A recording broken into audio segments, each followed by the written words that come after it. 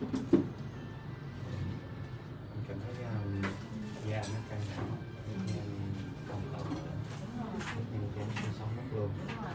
Thì trước khi mà mình thực hiện ca lên chỉ này á, thì rõ ràng cái lãnh của anh rất là sâu luôn, nhớ không? Nó sâu và nó dài xuống đây của anh luôn. Rồi phần mắt á, nó nhăn rất là nhiều luôn, phần trán nó đẹp, hầu như nó bị sọc. Nên là khi mà mình cân chỉ em cân chỉ collagen vàng á, thì khi mà mình chéo rồi mình lên những cái cải thiện rất là nhiều.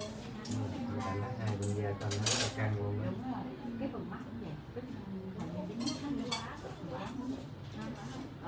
Anh có cảm thấy hài lòng không? Không, anh rất là hài lòng. Dạ. Rồi cảm ơn anh. Thì trong lúc mình làm anh có phát triển hay Anh không cảm thấy khó chịu và cảm thấy đau gì cả.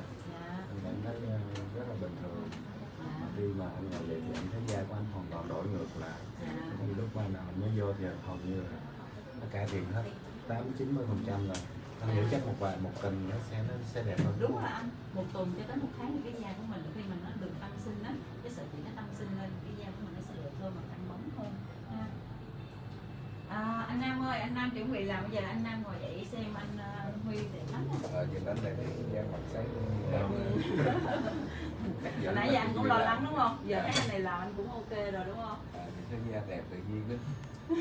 Cái thứ mình cũng làm. Dạ. Đó thì tình trạng của anh thì cũng giống như anh này, đẳng sâu nè, rồi mắt nhăn nè, trán cũng nhăn, thì khi mà anh làm anh cũng đẹp giống như anh Hoàng vậy đó. Vậy hả? Để lần này mình làm phải như thế nào? Rồi cảm ơn anh rất là nhiều. Dạ, cảm ơn.